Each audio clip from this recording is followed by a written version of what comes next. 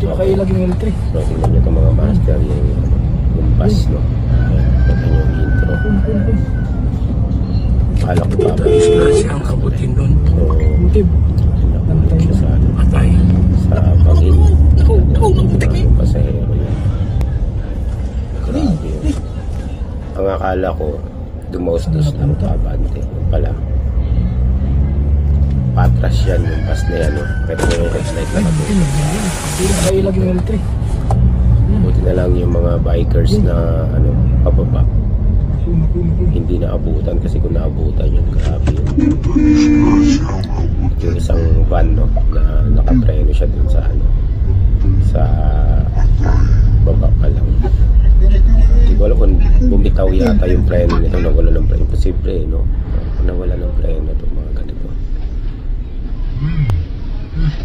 Pag nag-engine brake siya sa bigat ng bus, ano pa rin yun, baka masira pa rin yung transmission. Pero mas okay na masira yung transmission kaysa sa masira